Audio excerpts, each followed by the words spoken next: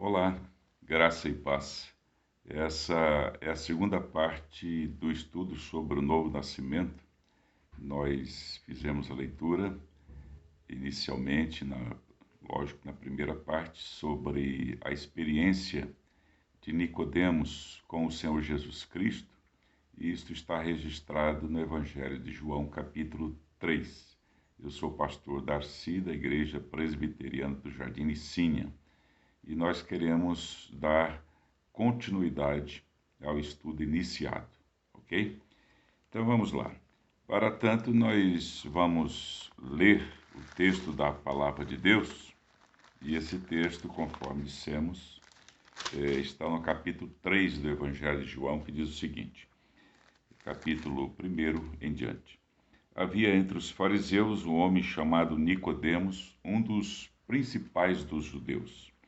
Este, de noite, foi ter com Jesus e lhe disse: Rabi, sabemos que és mestre vindo da parte de Deus, porque ninguém pode fazer esses sinais que tu fazes se Deus não estiver com ele.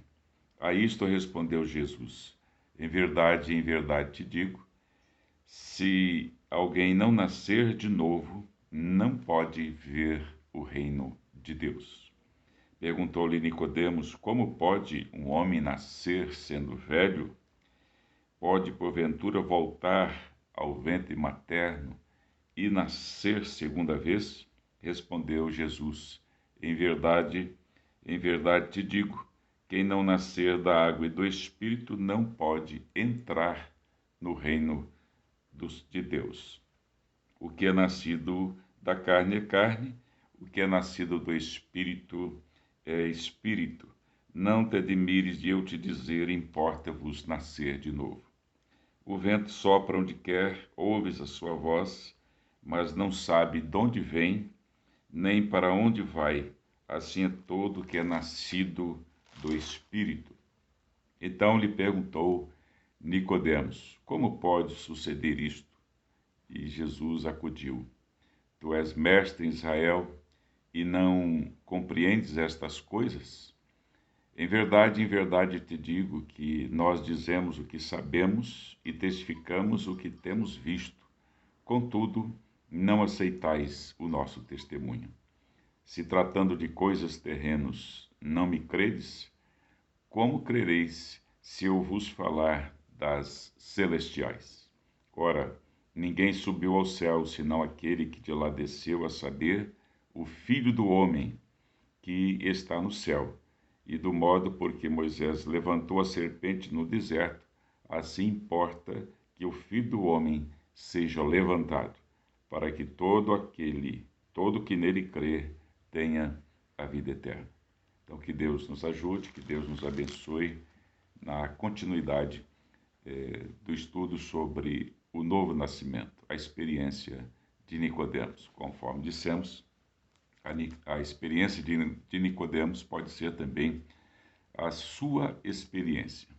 Na primeira parte, nós dissemos que o Senhor Jesus deu um nó teológico na mente de Nicodemos, porque ele veio com aquele pensamento, pelo fato de ser fariseu, de fazer parte do sinédrio, ele veio com o pensamento que bastava guardar a lei e tudo estaria resolvido em termos de salvação. Mesmo ele guardando, conforme nós temos conhecimento, 613 mandamentos da Torá, do Pentateuco, dos 5 primeiros livros da Bíblia, ele imaginava que, desta forma, ele pudesse alcançar a salvação. É interessante que, com relação a essa questão de guardar os mandamentos para obter a salvação, numa ocasião, Jesus estava fazendo a sua caminhada, seguindo adiante, e diz a palavra que, pondo-se Jesus a caminho, correu um homem ao seu encontro e, ajoelhando-se, lhe perguntou: Bom mestre, que devo fazer para herdar a vida eterna? Que devo fazer para herdar a vida eterna? E Jesus respondeu conforme a sua pergunta e disse: Por que me chamas bom? Ninguém é bom senão um que é Deus. Sabes os mandamentos? Não matarás, não adulterarás, não furtarás, não dirás falso testemunho, não defraudarás ninguém, honra teu pai e a tua mãe. Então o jovem respondeu a Jesus: Mestre, tudo isso tenho observado desde a minha juventude. E Jesus, fitando aquele jovem, olhando nos seus olhos, o amou e disse: Só uma coisa te falta. Vai e vende tudo que tens, dá aos pobres e terás um tesouro no céu. Depois vem e segue-me. Então a questão da lei sempre foi um problema, um impasse em relação à salvação, porque conforme orientação dos fariseus, do próprio Sinédrio, as pessoas teriam que guardar toda a lei para alcançar a salvação. E nós percebemos aqui nesse texto que aquele jovem, muito embora bem intencionado, ele queria guardar, melhor, ele guardava os mandamentos, não sei se todos os 613 mandamentos que Tiago diz lá em sua palavra, que aquele que guarda os mandamentos, mas se pecar todos os mandamentos, mas se pecar em um só, então ele se torna réu de todos. E aqui diz, ele, porém, contrariado com esta palavra, retirou-se triste porque era dono de muitas riquezas, muitas propriedades. Então, o grande problema é o desapego desse mundo. Enquanto nós estamos apegados a esse mundo, fica muito difícil nós passarmos pela experiência do Novo Testamento. Não sabemos qual foi a conversa de Jesus com Nicodemos no seu teor total, porque a experiência de que fala o Senhor com relação, aliás, de que fala o Evangelho de Jesus com Nicodemos, parece-me ter sido uma experiência longa, porque ele foi ter com Jesus de noite. Imagino que não foram simplesmente aquelas palavras trocadas no capítulo 3 do Evangelho de João, que trouxe à baila, trouxe a nós todo o teor da conversa. Certamente, Jesus conversou com Nicodemos longamente para chegar à conclusão de que ele precisava nascer de novo. Então, Nicodemos passou pela experiência que passou e nós também precisamos passar pela experiência do novo nascimento. Afinal, nós nascemos, e alguém disse certa vez que nós, da primeira vez, nascemos errado. Nascemos errado, precisamos nascer certo. Então, nascer certo é nascer em Cristo, nascer com a experiência do novo nascimento. E queremos tratar, então, de três aspectos muito importantes, a princípio, sobre a questão da nossa criação, para entendermos um pouco sobre a necessidade do novo nascimento.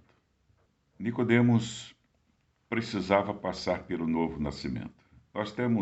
Nós queremos relatar três textos da palavra de Deus, e o primeiro está lá em Gênesis, no capítulo 1, quando diz lá que Deus criou o homem conforme a sua imagem e a sua semelhança. Então, Deus formou o homem do pó da terra. Então, o homem foi formado por Deus e, em seguida, Deus soprou-lhe o espírito da vida. Então, ele passou a ser alma vivente. Então, primeiro Deus formou o homem. Depois, no capítulo 3 de Gênesis, nós vemos que o homem pecou. Ele desobedeceu a palavra do Senhor, então ele veio a pecar. Então, quando ele pecou, houve uma deformação. Então, o homem foi formado e com o pecado ele foi deformado. Mas em Cristo, no segundo livro da carta de Paulo aos Coríntios, capítulo 3, 18, diz que nós somos transformados de glória em glória na imagem de Cristo pelo Espírito. Então, o homem qualquer um de nós passa por esses três períodos. Primeiro, da formação, então nós fomos criados. Depois da deformação, nós pecamos. O pecado, então, ele deforma a natureza do ser humano. e passa a ser, então, natureza pecaminosa. Nós passamos a ser pecadores. E depois passamos pela transformação. Pela transformação. Deus nos transforma. Deus, quer dizer, passa de uma situação de deformidade para para a situação de transformação, para sermos conforme a imagem de Cristo. E isso através da obra do Espírito Santo. Muito bem. Deus, ele não reforma as nossas vidas, ele transforma. Deus não reforma no sentido de passar um cal, de passar uma tintinha e tal, e assim está tudo certo. Não. Deus transforma porque diz a palavra que nós estávamos mortos em nossos delitos e pecados, em nossas culpas e pecados. E está registrado na carta, conforme Paulo escreveu aos Efésios, capítulo 1, aliás, capítulo 2, o versículo 1 e o versículo 5. Diz lá a palavra que nós estávamos mortos em nossos delitos e pecados, isto é, nossas culpas e pecados. Então, se estávamos mortos, nós precisávamos de um novo nascimento. Se estamos mortos pelo pecado, nós precisamos do novo nascimento. E esse nascimento é o nascimento em Cristo, pelo Espírito, para trazer-nos uma nova vida. E essa experiência de Nicodemos foi uma experiência, lógico, transformadora. Ele que estava morto em seus pecados, porque o salário do pecado é a morte, também queremos falar sobre essa questão teológica, da questão da morte. Um pecou, então todos, através do pecado de um, que é de Adão, todos também pecaram. Nós vamos depois ao livro de Romanos para tratarmos sobre essa questão. Então nós precisamos passar pela transformação. E a transformação só é permitida pela ação do Espírito Santo em nossas vidas. E nós temos essa convicção a partir do conhecimento da palavra de Deus. Mas antes, vamos tratar sobre o livro de Romanos, que fala-nos sobre o nosso pecado e as possibilidades de nós termos um reencontro com Deus. A carta aos Romanos fala de alguns passos mostrando a nossa situação perante Deus, situação de pecado, mas fala também do resgate ou da restauração das nossas vidas através da morte e ressurreição de nosso Senhor Jesus Cristo. Então vamos aos passos necessários para compreendermos teologicamente a questão da morte. Quando Jesus disse para Nicodemos, necessário te é nascer de novo, é porque Nicodemos, tanto ele quanto nós, estávamos mortos em nossos delitos e pecados, conforme dissemos lá na carta de Paulo aos Efésios, capítulo 2, 1 e 5 versículos. Muito bem. Romanos, capítulo 3, versículo 23, diz o seguinte: pois todos pecaram e carecem da glória de Deus. Então, todos, porque no capítulo 5, versículo 12, portanto, assim como por um só homem entrou o pecado no mundo e pelo pecado a morte, assim também a morte passou a todos os homens, porque todos pecaram. Então, todos nós pecamos em Adão. O pecado de Adão chegou até nós. O salmista Davi, no Salmo 51, ele diz o seguinte: em pecado me concebeu a minha mãe. Quer dizer, não há quem, dentre toda a humanidade, tenha nascido sem pecado, com a exceção de Jesus Cristo. Jesus Cristo nasceu sem pecado porque a sua concepção foi a concepção pelo Espírito, não foi através da coabitação do homem com a mulher, mas foi obra do Espírito Santo. A virtude de Deus, o Espírito Santo desceu sobre Maria, então Jesus foi concebido. Então, por que ele nasceu sem pecado? Nasceu sem pecado porque ele não recebeu a herança de Adão, que seria através da semente, através de seu pai, que não foi o pai natural, José. Se José tivesse coabitado com Maria, Maria tivesse sido engravidada por José, Jesus Cristo teria nascido em pecado. No entanto, a concepção de Jesus foi por obra do Espírito Santo. E é interessante observar isso porque nós temos, e diz aqui o versículo 24, capítulo 3, nós temos uma promessa, né? De sendo justificados gratuitamente por sua graça, mediante a redenção que há em Jesus Cristo. Então nós somos redimidos, somos perdoados, somos salvos através de Jesus Cristo. E ainda no livro de Romanos, nós vemos aqui no capítulo 6, 23, diz assim a palavra: porque o salário do pecado é a morte. Então, se todos pecaram e o salário do pecado é a morte, aliás, esse é o único salário que não sofreu nem com a inflação, nem com a deflação. O salário do pecado sempre será a morte que é a separação do homem de Deus. Então, diz a palavra que o salário do pecado é a morte. Então, se todos nós pecamos, o salário do pecado é a morte, e esse pecado passou a todos os homens, todos nós, por isso diz o apóstolo Paulo, diz que não há justo nenhum sequer. Nenhum de nós é justo ou justificado por si mesmo, por suas obras e assim por diante. Nós somos justificados pela graça e pela fé em Cristo Jesus. Jesus morreu pelos nossos pecados, diz o capítulo 5, aliás, o capítulo 4, versículo 25, o qual foi entregue por causa das nossas transgressões e ressuscitou por causa da nossa justificação. Então, nós somos justificados em Cristo pela fé, não através das obras, mas pela fé em Cristo Jesus.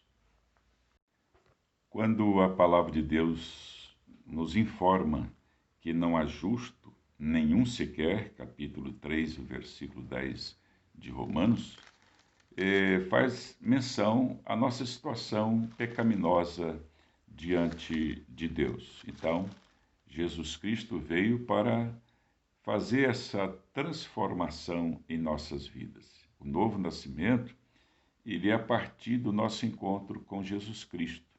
Não há fora de Cristo salvação. O apóstolo Pedro, no seu discurso em Jerusalém, capítulo 4, versículo 12, ele diz o seguinte: então não há nenhum outro nome dado sobre a terra pelo qual importa que nós sejamos salvos, só Jesus. Não há salvação fora de Jesus. Então nós temos que entender isso, porque é a partir dessa verdade que nós passamos pelo novo nascimento, que nós reconhecemos que somos pecadores. Então Deus manifesta a sua graça sobre as nossas vidas, e é interessante, manifesta a graça sobre as nossas vidas a fim de que compreendamos o real significado do novo nascimento. Então, nessa conversa de Jesus com Nicodemos, Jesus vai dizer uma coisa muito importante, que está aqui no versículo 13 também, no versículo 14, 13, 14 e 15, diz assim: ora, ninguém subiu ao céu, senão aquele que de lá desceu, a saber, o Filho do Homem que está no céu. E do modo porque Moisés levantou a serpente no deserto, assim importa que o Filho do Homem seja levantado, para que todo que nele crê tenha a vida eterna. Então, quando Moisés levantou a serpente, uma serpente de metal ali no deserto, por que ele fez isso? Porque o povo estava em pecado, o povo estava em desobediência, a murmuração constante do povo de Israel quando atravessava aquele imenso deserto, mesmo tendo da parte de Deus o sustento, o alimento, a água, enfim, a proteção durante o dia, durante a noite. Aquele povo, mesmo assim, aquele povo murmurou e desejava voltar para o Egito, onde passou por 400 anos como escravo. Aquele povo passou em escravidão no Egito durante 400 anos. E o povo então murmurou contra Deus. E o que Deus fez? Enviou serpentes. E essas serpentes, picando os judeus, eles morriam. Mas Deus teve misericórdia daquele povo e mandou que Moisés construísse uma serpente para que todo aquele que olhasse para aquela serpente fosse salvo das mordidas, das picadas das cobras e não viesse a morrer. Então foi o que aconteceu. E o que Deus faz hoje conosco? Diz a palavra que a experiência, no capítulo 12 do Evangelho de João, Jesus diz as seguintes palavras: e eu, quando for levantado, a todos atrairei a mim. Quer dizer, quando for levantado, onde? Na cruz. Então Jesus disse: a todos eu atrairei a mim. Então essa experiência ali do deserto, quando eles olharam para a serpente e foram salvos da morte, também aqui diz: quando nós olhamos para Jesus, nós encontramos nele a salvação. Então, crendo em Jesus, nós recebemos a salvação da mesma forma que aconteceu no deserto. Quer dizer, nós somos livres da morte, porque se o salário do pecado é a morte, o dom gratuito de Deus é vida eterna em Cristo Jesus. Então, nós temos visto que todos nós somos pecadores, mas todos nós somos justificados pela fé em Cristo Jesus. Nós vamos ler aqui o versículo 4 do capítulo 10 de Romanos, leremos em Romanos ainda, e diz assim: porque o fim da lei é Cristo, para a justiça de todo aquele que crê. Nicodemos não poderia ser salvo pela lei. Ninguém pode ser salvo pela lei. E Jesus deixa isto muito claro, deixou muito claro na sua conversa com Nicodemos. Ele precisava passar pelo novo nascimento, precisava crer em Jesus Cristo. Conforme dissemos, nenhum outro nome é dado sobre a terra pelo qual importa que sejamos salvos. Somente Jesus pode dar-nos a salvação. É somente em Cristo que nós temos o novo nascimento. Fora dele, não há salvação.